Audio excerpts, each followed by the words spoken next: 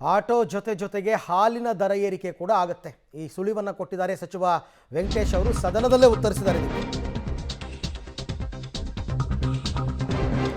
ಹಾಲಿನ ದರ ಏರಿಕೆ ಬಗ್ಗೆ ಸಚಿವ ವೆಂಕಟೇಶ್ ಅವರು ಮುನ್ಸೂಚನೆ ಕೊಟ್ಟಿದ್ದಾರೆ. ಪರಿಷತ್ನಲ್ಲಿ ಬೆಲೆ ಏರಿಕೆ ಬಗ್ಗೆ ಸಚಿವ ವೆಂಕಟೇಶ್ ಅವರು ಪ್ರಸ್ತಾಪವನ್ನು ಮಾಡಿದ್ದಾರೆ. ರೈತರು ಪ್ರೋತ್ಸಾಹಧನಕ್ಕೆ ದರವನ್ನು ಹೆಚ್ಚಳ ಮಾಡಿ ಅಂತಕ್ಕಂಥ ಬೇಡಿಕೆ ಇಟ್ಟಿದ್ದಾರೆ. ಲೀಟ್ರಿಗೆ 10 ರೂಪಾಯಿ ಜಾಸ್ತಿ ಕೊಡಿ ಅಂತ ರೈತರು ಮನವಿ ಸಲ್ಲಿಸಿದ್ದಾರೆ. ಅವರು ಕೊಡಬೇಕು ಅಂದರೆ ಯಾರ ಹತ್ರ ಇಸ್ಕೋಬೇಕು? ಗ್ರಾಹಕರ ಹತ್ರನೇ ಇಸ್ಕೋಬೇಕು. ಹಾಗಾಗಿ ಹಾಲಿನ ದರ ಹೆಚ್ಚಳ ಅನಿವಾರ್ಯವಾಗಿದೆ. ಸಿಎಂ ಜೊತೆ ಚರ್ಚಿಸಿ ಬೆಲೆ ಏರಿಕೆ ನಿರ್ಧಾರ ಅಂತ ಸಚಿವ ಪರಿಷತ್ನಲ್ಲಿ ಕೊಟ್ಟಿರ್ತಕ್ಕಂಥ ಉತ್ತರ ಇದು ಅಧಿಕೃತವಾಗಿ. ಯಾಕೆಂದರೆ ರೈತರಿಗೆ ಪ್ರೋತ್ಸಾಹಧನ ಹೆಚ್ಚಳ ಮಾಡಬೇಕು ಅಂದರೆ ಅದೇನು ಸರ್ಕಾರ ಕೊಡುತ್ತಾ? ಜನರ ಹತ್ರನೇ ಇಸ್ಕೋಬೇಕು, ರೇಟ್ ಜಾಸ್ತಿ ಮಾಡಬೇಕು.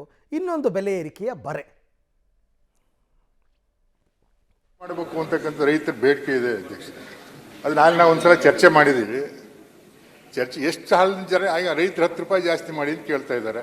ನಾವಿನ್ನೂ ತೀರ್ಮಾನ ಮಾಡಿಲ್ಲ ಎಷ್ಟು ಜಾಸ್ತಿ ಮಾಡಬೇಕು.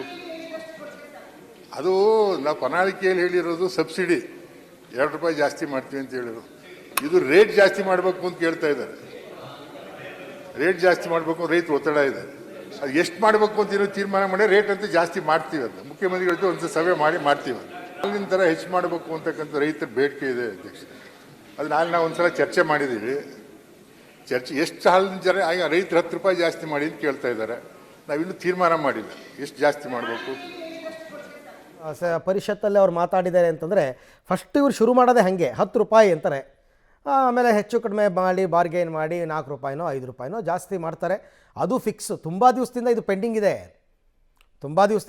ಇದೆ. ಆವಾಗ ಬೈ ಎಲೆಕ್ಷನ್ ಟೈಮಲ್ಲಿ ಬಂದಿತ್ತು ಇದು ಪ್ರಸ್ತಾಪ.